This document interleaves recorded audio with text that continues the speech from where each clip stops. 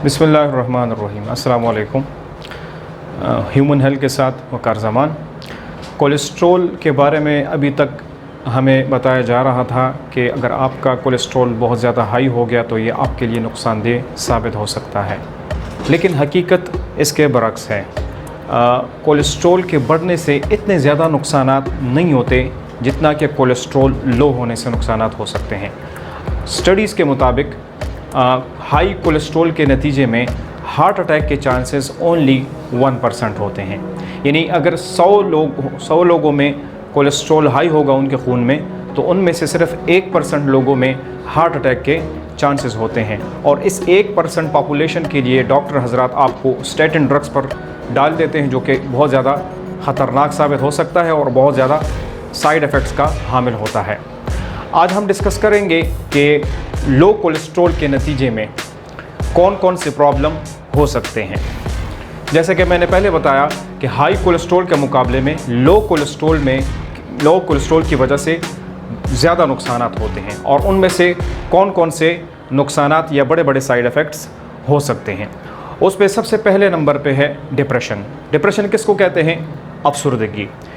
इसको मेडिकली ज़ुबान में इस तरह से बयान किया जाता है या इसकी तारीफ़ इस तरह से की जाती है कि अगर एक शख्स 2 हफ़्तों से ज़्यादा अरसे तक उदासी की कैफियत में मुब्तला रहे, किसी खुशी की सरगर्मी में हिस्सा ना ले, या खुशी की महफ़िलों में उसको कोई फीलिंग्स या प्लेजर महसूस ना हो, तो इस कैफियत को, मुसलसल कैफियत को कहते हैं डिप्रेशन।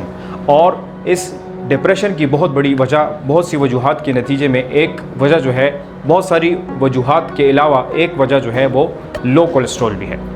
इसके साथ साथ बहुत बड़ी बीमारी जो बहुत ज़्यादा तेज़ी के साथ आजकल फैल रही है, जिसको कैंसर कहते हैं, बहुत ख़तरनाक बीमारी, ये भी देखा गया है कि लो कोलेस्ट्रॉल के नतीजे में हो सकती है। जैसा कि मैंने पिछले लेक्चर में बताया था कि कोलेस्ट्रॉल जो है ये विटामिन डी बनाने के लिए ज़रूरी होता है, और विटामिन डी जो है ये बहुत सारी बीमारियों, ख़ुसूसी तौर पर कैंसर के ख़िलाफ़ इम्यूनिटी बढ़ाने का बहुत बड़ा एक हथियार है हमारे जिस्म में।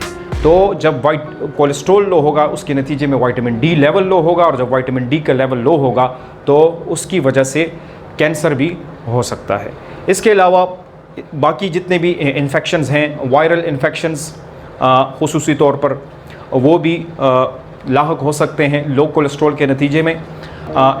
ख़ुसूसी तौर पर जो मरीज़ हॉस्पिटलाइज्ड हों तो उनको एक ख़ास किस्म का इन्फेक्शन होता है जिसको MRSA कहते हैं, मेथिसिलिन रेजिस्टेंट स्टेप्लोकोकस ऑरियस। ये बहुत ही एक सीवियर किस्म का इन्फेक्शन होता है, और जिसमें मरीज़ को बताया जाता है कि आपको हॉस्पिटल से डिस्चार्ज कर दिया गया है, क्योंकि आपकी वजह से दूसरे मरीज़ भी मुतासर हो सकते हैं, और फिर ऐसे पेशेंट्स को हाई एंटीबायोटिक्स पे डाला जाता है। इसके अलावा बहुत सारे लोगों को एलर्जीज़ प्रॉब्लम होती है, जिस तरह हाइव्स हो गया, जिस तरह फूड एलर्जी हो गया, जिस तरह अर्टिकेरिया हो गया, मुख्तलिफ़ किस्म की एलर्जीज़।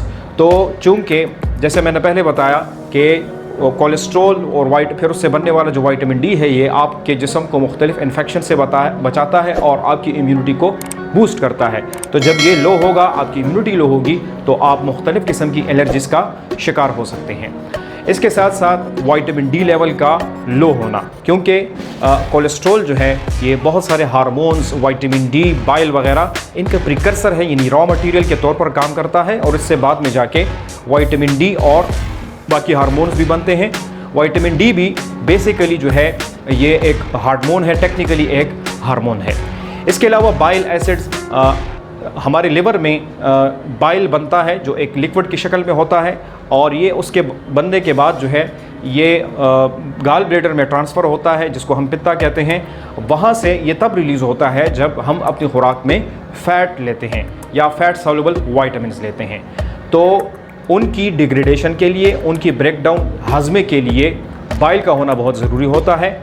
और इसके अलावा हमारी खुराक से फ़ैट सॉल्युबल विटामिन जैसे कि vitamin A, vitamin D, vitamin E और के, इनको एक्सट्रैक्ट करने के लिए, इनको हमारे जिस्म में इस्तेमाल करवाने के लिए, एब्जॉर्ब करने के लिए जो है बाइल का होना बहुत ज़रूरी है।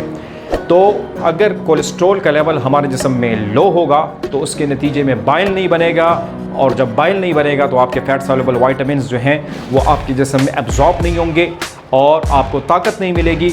इसके अलावा जो है गाल स्टोन बनने का भी बहुत बड़ा सबब होता है जब आपका कोलेस्ट्रॉल लेवल कम हो जाता है, क्योंकि जो गाल ब्लैडर होता है वो अपना फंक्शन सही तरीके से नहीं परफॉर्म कर पाता, उसके नतीजे में आपके पित्ते में पथरियाँ बनना शुरू हो जाती है। इसके अलावा मैं बता चुका हूँ कि आपका ब्रेन जो है खुसूसी तौर पर ज़्यादातर जो है वो कोलेस्ट्रॉल से बना है, लिपिड से बना है।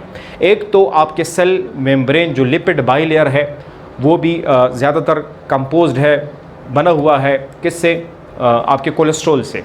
दूसरा, हमारे जो न्यूरॉन्स होते हैं उन न्यूरॉन्स के ऊपर एक फैटी लेयर होती है जिसको कहते हैं माइलिन शीट। ये माइलिन शीट जो है ये जब इससे नर्व इम्पल्स गुजरता है, जो ब्रेन का मैसेज होता है थ्रू आउट द बॉडी हमारे जिस्म को कंट्रोल करने के लिए, तो आपके नर्व इम्पल्स को एक न्यूरॉन से दूसरे न्यूरॉन तक ट्रांसफ़र करने के लिए माइलिन शीट जो है बहुत अहम किरदार अदा करता है। तो माइलिन शीट बेसिकली आपके कोलेस्ट्रॉल से बनी होती है। तो अगर इसकी डेफिशिएंसी आ गई कोलेस्ट्रॉल की, उसकी वजह से आपका ब्रेन फंक्शन, उसकी एक्टिविटी, उसकी परफॉर्मेंस वो कम हो सकती है। आपका कोग्निटिव फंक्शन यानी आपकी जो लर्निंग कैपेसिटी है वो मुतासर हो सकती है। इसके अलावा नर्व डैमेज हो सकता है, आपके न्यूरॉन्स जो हैं वो डीजेनरेट हो सकते हैं वक्त के साथ साथ, और आपको पेरिफेरल डायबिटिक न्यूरोपैथी जिसको कहते हैं, जिसमें हाथ पैरों का सुन्न हो जाना और उनमें जलन वगैरह का महसूस होना, ये चीज़ें जो हैं ये हो सकती है। इसके साथ साथ ब्रेन से मुतालिक एक और बीमारी जिसको कहते हैं पार्किंसोनिज्म, उर्दू में इसको कहते हैं रेशे की बीमारी। ये रेशे की बीमारी भी जो है डोपामीन का लेवल कम होने की वजह से होता है, और अगर आपके जिस्म में कोलेस्ट्रॉल वाफिर मिकदार में मौजूद नहीं होगा तो आपको पार्किंसोनिज्म बीमारी लाहक हो सकती है। इसके अलावा मसल वीकनेस, आपके पट्ठों को ताकत देने के लिए हमारे जिस्म में एक एंजाइम होता है जिसको कोएंजाइम Q10 कहते हैं, और ये कोलेस्ट्रॉल के नतीजे में जो है ये सिंथेसाइज होता है।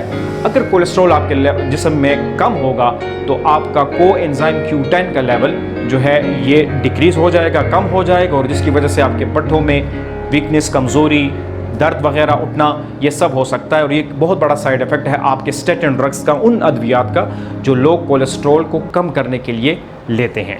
इस पर इंशाल्लाह मेरा एक अगला लेक्चर भी होगा कि स्टेटिन्स के कौन कौन से नुकसानात हैं और उसके जो अल्टरनेट वेज़ हैं, यानी उनके जो मुतबादिल रास्ते हैं जिसकी वजह से हम अपना हाई कोलेस्ट्रॉल लेवल नॉर्मल पे ला सकते हैं।